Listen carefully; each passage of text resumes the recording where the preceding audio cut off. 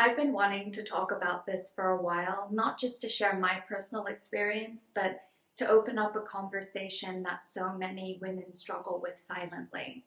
This is my experience with endometriosis, doctors, confusion, pain, and learning to listen to my body. If you are someone who lives with endometriosis, I 100% know your pain. It is truly heartbreaking and debilitating, and it's very difficult to schedule your whole life, but there are ways to manage your endometriosis pain, and I've learned how to listen to my body and keep some of the symptoms at bay. So I hope that this video will help you. Again, I am not a medical professional. I am just someone who really has a tough time during that time of month, and I would love to help you through it. And even if you're someone who's watching this and you don't have endometriosis, you may have someone who you love, a sister, a friend, a lover, who goes through debilitating periods every month, then definitely share this video with them. It could truly, truly help them alleviate their symptoms or feel less alone. When it all began, so my painful periods actually started in my late 20s, because I remember before that I didn't experience excruciatingly painful periods. It felt quite normal to me. And then when I reached about, I want to say 26, 27, yeah, probably 26, is when I started experiencing excruciatingly painful periods. Like, I couldn't get out of bed. I would get shooting pains down my right leg, searing back pain. It was like the front and the back, just intense pain. I used to throw up because of how just painful everything was. I used to faint. I would get really lightheaded, and I couldn't eat any food at one point. And I remember my mom saying, when I was going through one of these episodes, she was like, "You are white as a ghost. You are so pale." And I was losing so much blood every month because the periods were just super, super heavy. I was told that it was a part of being a woman and that it was a normal, natural thing to go through. But deep down, I really knew something was seriously wrong, because it was massively affecting my life. I couldn't go out the first few days of my period because I was in excruciating pain. I couldn't get out of bed, physically couldn't bring myself to get out of bed.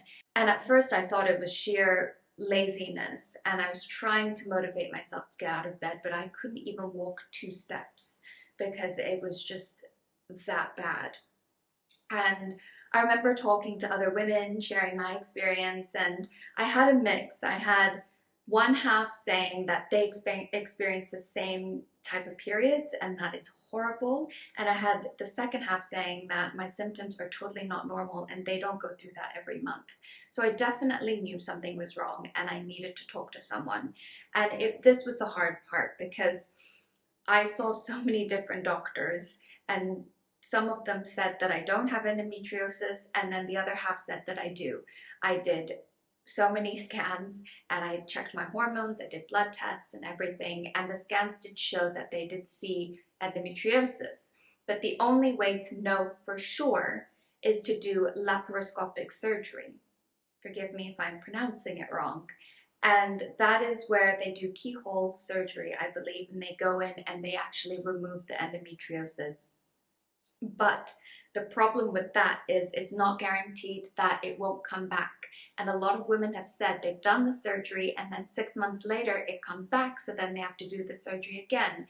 And that was really the last resort for me. I wanted to try and heal it holistically.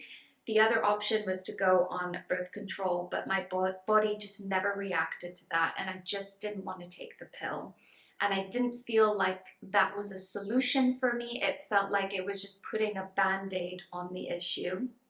And again, I am not a medical professional. I just wanted to do what was right for myself. And if you're a person who's watching it who is going through endometriosis or any kind of painful periods, it's important for you to listen to your body and do your own research, because what might work for me might not work for you. It was a very strange place for me to be in, because All of the doctors I went to see said that I had all the symptoms that pointed to endometriosis, and also the scans reflected that I did have tissue that looked like endometriosis. And although I wanted to be 100% sure that I had it, I just felt that the surgery was too invasive, and I just wanted to try different things for me to be able to manage it. Not to say that I might not ever do the surgery. I think if my symptoms get progressively worse, then that will be plan B. But I wanted to try and heal it through by changing my lifestyle. And when I started implementing different habits and different types of food into my diet, then things really started to shift for me. And a lot of my symptoms was triggered by stress. And I realized that when I was experiencing these intense period pains, it was during a time when I was going through intense anxiety and stress in my life. And I knew that that was the first thing that had to go, was to just learn to become more monk-like. For anyone who isn't familiar, endometriosis happens when the tissue similar to the lining of your uterus grows outside of it. It can attach to organs like your ovaries, fallopian tubes, bladder, or your intestines. Each month, those tissues react to hormones causing inflammation, pain, and scarring. And it's not just period pain, it affects your whole body and your mental health. And my mental health was in the gutter, 100%. It was not doing well. Once I started paying attention to my symptoms instead of ignoring them, I realized that I've been disconnected from my body for so many years. And instead of pushing through the pain, I asked myself, what do I actually need? So I did a lot of research. I was scrolling through TikTok. That's obviously the first place you go for legitimate answers. And I found this incredible woman. Her name is Sophie Richards. Changed my life, and she was embarking on the same journey, and she talked about her experience with endometriosis and going through doctors and all the confusion and pain that went along with it. And I believe she did the surgery and how it just had a negative impact on her. And she was talking about the AIP diet, which is the anti-inflammatory protocol diet. I believe that's what it was called, yeah.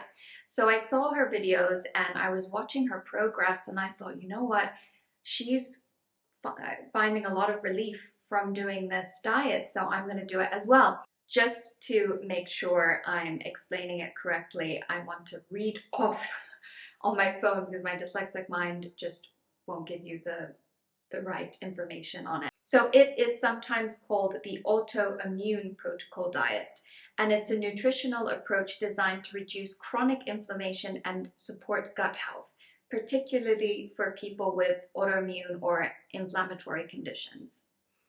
And the goal of the AIP diet is to calm immune system, identify food sensitivities, and promote healing by removing foods that may trigger inflammation or gut irritation. So yes, there were phases. So the first phase was the elimination phase. It's all coming back to me now. I'm sorry, I forgot how it exactly worked because I did it so long ago. But the elimination phase, you remove potentially inflammatory foods like grains, legumes, dairy, eggs, nightshade vegetables, nuts, seeds, processed foods, refined sugars, industrial seed oils, alcohol, caffeine. What's left, right? This is what you are allowed to eat on this diet. Nutrient-dense whole foods like vegetables, except nightshades, grass-fed meats, fish, and organ meats, healthy fats, olive oil, coconut, avocado oils, fermented foods, and bone broth. So I did that for about a month or 2 months. I committed to it 2 months. I even had a holiday booked in. Do you know how difficult that is? I had a holiday booked in and I still committed and stuck to it. I went to Morocco. Do you know how difficult it is? Because you're also supposed to avoid certain spices during the elimination phase. So it was a struggle, but I managed to pull through. And coffee was the hardest one to get rid of. And then after the elimination phase, you go into the reintroduction phase where you slowly reintroduce foods back into your diet and you identify which one triggers your symptoms. And that was fun to do because I thought coffee would trigger me, and I was so worried because I do love my coffee. What triggered me massively was the seed oils. And I noticed when I went out for meals, because they use so many different oils, they don't always use olive oil. And I actually asked at a restaurant once, what oil do you use? And they're like, oh, we use sunflower oil. So no wonder my stomach was in bits. So I try to cook most of my meals, and I will cook it with extra virgin olive oil or coconut oil or avocado oil because I'm good with those oils. But when it comes to canola oil or sunflower oil, I don't gel well with them. I highly recommend the AIP diet. If you want to learn more, go to Sophie Richards' page. I mean, she is a queen, she's a goddess, and she'll probably explain it way better than I did. And she actually has, I think, a program of how to do the AIP diet, and you can check her videos on TikTok, and she shows you day-by-day progress of her healing all of her symptoms, and her transformation is just wild. So she is definitely one to follow. What also helped in addition to the diet was investing in TENS device. This is amazing because what it does is it sends a low voltage electrical current to the area, and I have one for the stomach and one for the lower back, and it helps stimulate endorphins, which is like a natural body painkiller, and the ones that I have actually are heated as well, so it's very, very comforting, and they just really help me out when I'm going through a flare-up. Or sometimes, I don't know if this is an unpopular opinion, but I like to put Tiger Balm on my lower back. I think that's fine to do. I haven't tried it on my stomach. I don't think it's recommended, but I do put it on my lower back just to ease the muscle pain and tension in that area. Hot water bottle is your friend. This is my best friend, and when I'm at home and I'm just chilling, I just keep this on me at all times, and it's a pain to refill. It would be nice if someone refilled it for me, so I don't have to get out of bed, but it's just nice to have with you if you're at home. A TENS device is actually more discreet because you can wear it underneath your clothes. But yeah, this will be your lifesaver during that time of month. I love sauna, so I go about 3 to 4 times a week, especially leading up to my period. I won't go during my period unless it's like the tail end of it, because I don't think when you're experiencing heavy flows and pain, you want to be in a sauna. But I've noticed a huge difference leading up to my period. If I'm just going into the sauna weekly, then I experience less symptoms. Endometriosis taught me that strength isn't about pushing harder, it's about learning when to slow down. And if you're a woman experiencing this, I see you and you're not imagining it. You're not being dramatic. What you're feeling is very, very real. And we just don't have the tools to be able to handle it. And the fact that a lot of women are speaking on this topic and sharing their experiences is truly helpful, because if I hadn't stumbled on Sophie Richards' video, then I would be clueless. I wouldn't know what to do. I wouldn't have discovered the AIP diet because it's not really talked about. And if you have someone you love who may have endometriosis, please believe them and please listen to them. And sometimes the best thing you can do is to be understanding and patient with them. We need more awareness, but also more empathy, because this condition affects every single area of a person's life. If this video makes at least one person feel seen and understood, then that means everything to me.